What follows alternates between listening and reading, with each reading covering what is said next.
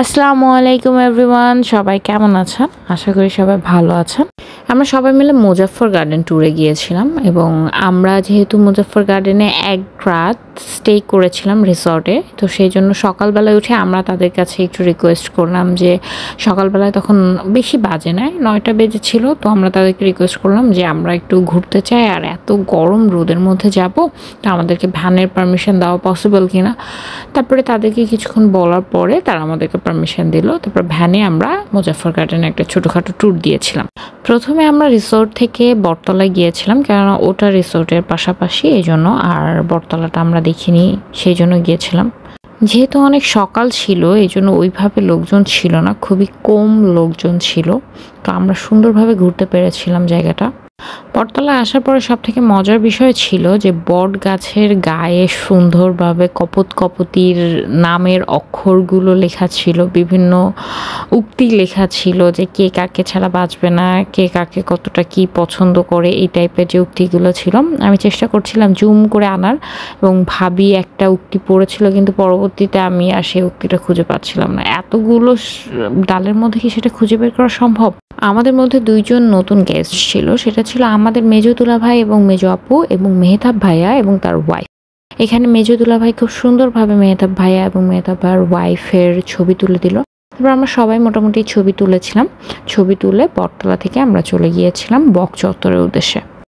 মুজাফফর গার্ডেনের সব রাস্তাগুলোর মধ্যে আমার এই রাস্তাটা স্পেশালি খুবই ভালো লাগে। বক চত্বরে যেতে যে প্রথমে ঝাউ গাছ থাকে দুই পাশ দিয়ে, দেখতে আমার খুবই ভালো লাগে রাস্তাটা। বক চত্বরে আসার পরে আমরা বিভিন্ন রাইডসগুলো দেখছিলাম। এই সময় তাসু বলছিল যে সে চরকিতে উঠতে চায়, কিন্তু সমস্যা ছিল যে এত রোদ পড়ছিল, যার কারণে চরকি দোলনাগুলো খুবই গরম হয়ে গিয়েছিল, ওখানে বসা পসিবল ছিল না।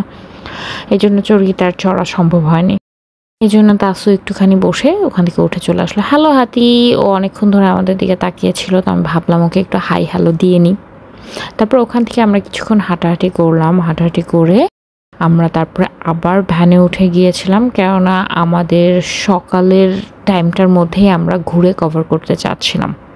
তারপর বকচত্বর থেকে আমরা গিয়েছিলাম চিড়িয়াখানা ট্যুরে, এবং চিড়িয়াখানা ট্যুরে যাওয়ার সময় আমরা কুমির দেখলাম, সিংহ দেখলাম। তারপর চিড়িয়াখানার সামনে দুইটা হাতি ছিল, তাদেরকে দেখলাম। তো সবাই খুবই সুন্দর ছিল, আমাদের দেখে ওরা খুব খুশি হয়ে গিয়েছিল। চিড়িয়াখানায় ঢোকার পরে আমার একটা খুবই ইন্টারেস্টিং জিনিস আমার সামনে পড়লো, যেটা কম বেশি সব গাছেই লেখা ছিল, কিন্তু যেটা কখনোই এখানে মানা হয় না। উদ্যানটি প্রেম কানন নয়, আপত্তিকর অবস্থায় বসা নিষেধ। তারপরে এখান থেকেই আমরা আমাদের ভ্যানটাকে থামিয়ে আমরা হেঁটে হেঁটে সব দেখছিলাম। তারপরে আমরা একটু সামনে আগিয়ে গেলাম, ওই যে বাঘ দেখা যাচ্ছে। হ্যালো বাঘ মামা। থেকে মজার বিষয় হচ্ছে বাঘের খাঁচার পাশেই হরিণের খাঁচা। বাঘ এবং হরিণ একজন আরেকজনকে শুধু দেখতে পাচ্ছে না, একটি দেয়ালের ব্যবধান তাদের মাঝখানে। এই অবিচার কি মেনে নেওয়া যায়? তারপরে হরিণ বাঘ দেখার পর আমরা আশপাশে পাখিগুলো দেখছিলাম, এবং সব থেকে হাস্যকর বিষয় হচ্ছে যখন আমরা ইমু পাখির ওখানে গিয়েছিলাম, তখন সাডেনলি বুর খুব ভয় লাগছিল। তার মনে হচ্ছিল যে ইমু তার খাঁচার মধ্যে থেকে ঠোঁট বের করে তাকে কামড়ায় খেয়ে ফেলবে। আর উনি হচ্ছেন চিড়িয়াখানার বন বিড়াল। ওনাকে দেখে মনে হচ্ছিল ওনার মনটা খুবই খারাপ, ওনার খাঁচায় আর কেউ নেই, ওনার একটা সঙ্গী দরকার। আমি অবশ্যই চিড়িয়াখানা কর্তৃপক্ষকে এটা জানাতে চাই। তারপর সবাই খুবই সুন্দরভাবে এনজয় করছিল। এই যে আমাদের সামনে দুইজনকে দেখেই বোঝা যাচ্ছে মেজো আপু আর ভাবি, তারা খুবই এনজয় করছে চিড়িয়াখানা ভ্রমণ। আমরা আশপাশে দেখছিলাম। তারপরে এখান থেকে তাদের প্ল্যান হচ্ছে যে তারা বোট চড়বে। তারপরে আমরা এই চিড়িয়াখানা ভ্রমণের পরে আস্তে আস্তে বোটের উদ্দেশ্যে রওনা দিলাম। দূরে হাওয়াই মিঠাই দেখা যাচ্ছিল, যেটা দেখে আমার ছোটবেলার কথা মনে পড়ে গেল। ছোটবেলা আমরা হাওয়াই মিঠাই খেতে খুবই পছন্দ করতাম। আমার সব থেকে মজার বিষয় ছিল যে হাওয়াই মিঠাই খেলে যে পিঙ্ক কালারের যেটা ছিল, ওটা খেলে জিভ কালারফুল হয়ে যেত, এটা খুবই মজা লাগতো। তারপরে আমরা আস্তে আস্তে বোর্ডে এখানে চলে আসলাম। তারপরে চারজন, মানে দুইজন যে কাপল ছিল যারা, তারা বোর্ডে উঠে গেল, আমরা আর উঠি নাই। আমাদের কষ্ট হচ্ছিল না, সরি কষ্ট হচ্ছিল না, অনেক রোদ ছিল। আমরা ভাবলাম এই রোদের মধ্যে কেন আমরা ফাও বোর্ডে চড়ে আমাদের রং পোড়াবো, কেননা মেজো আপু তো সানস্ক্রিন মেখে এসেছিল। এই জন্য মেজো আপু নির্দ্বিধায় নেমে পড়লো বোর্ডের উদ্দেশ্যে, কিন্তু আমরা সেই সাহসটা করে উঠতে পারিনি। এই জন্য আমরা ছায়ায় বসে মেজো আপু, আকিব ভাই আর মেহতাব ভাই আর ভাবিকে আমাদের ক্যামেরা বন্দি করছিলাম। এতটুকুই ছিল আমাদের ট্যুর। এরপরে আমরা বেরিয়ে পড়েছিলাম। আমরা বাগান থেকে গিয়েছিলাম, আমাদের এর পরের দিন পয়লা বৈশাখ ছিল, মানে এটা 13 তারিখের কথা। 14 তারিখে আমাদের ছোটখাটো একটা ফাংশনের আয়োজন করা হবে, তো সেটার জন্য কিছু জিনিসপাতি প্রয়োজন ছিল কেনাকাটার। তো আমি, তাহমিদ আর বউ মিলে সেটা কেনাকাটা করতে গিয়েছিলাম। তারপর আমরা কুমারপাড়ায় যে প্রথম যে দোকানটা গিয়েছিলাম, ওখানে জিনিসপাতিগুলো অনেক সুন্দর ছিল, কিন্তু ওনার সাথে এক পর্যায়ে আমরা দামাদামি করে আর আমাদের দামের সাথে তারটা পোষায়নি, এই জন্য আমরা ওখান থেকে আর কিনলাম না।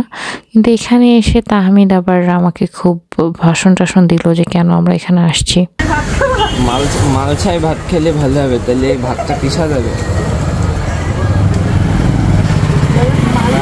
আমরা এখানে আসছি কালকে পয়লা বৈশাখ পালন করবো, তার জন্য মাটির থালায় ভাত খাবো, এই জন্য আমরা কুমারপাড়ায় আসছি মাটির থালা করবো। আমরা যেহেতু বাসার জুনিয়র মেম্বার্স, এই জন্য আমরা সবাই মিলে আমাদের সিনিয়র মেম্বার্সদেরকে ফোন দিচ্ছিলাম যে এটা এভাবে কিনবো কিনা, এটা এরকম আছে, এটা এই সাইজের আছে, তোমরা দেখো এটা ঠিক আছে কিনা, এই দামটা এই দাম দিয়ে কিনবো কিনা, এই ধরনের বিভিন্ন কিছু আলোচনা করছিলাম। এই যে দেখতেই পাচ্ছেন যে তাহমিদ এবং তাসু দুইজনই খুবই বিজি তাদের ফোন নিয়ে। তারা আসলে বিভিন্নভাবে ফটো তুলে, ছবি তুলে দেখাচ্ছিল যে দেখো এটার দাম এটা, এটা সাইজ এটা, এটা কিনবো কিনা, এটা কয় পিস লাগবে, ওটা কয় পিস লাগবে, এরকম। তারপরে প্রচুর দামাদামি হলো। একজন দাদি ছিলেন, সে তো দিবেই না আমাদেরকে। এক পর্যায়ে প্রচুর মানে দাদু কি করেছে, দাদু আমাদেরকে হাফ দাম বলে ফেলেছিল ভুলে। তারপরে দাদি তো এসে চিল্লাচিল্লি, হ্যাঁ তুমি দাম টাম জানো না, তারপরে দাম বলো। তারপর আমরা তার সাথে অনেকক্ষণ তাকে তেল মেরে তারপরে অনেকক্ষণ চেষ্টা করে ফাইনালি তার কাছ থেকে আমরা কেনাকাটা করতে পেরেছিলাম। আমাদের সৌভাগ্য ছিল ওই দিন।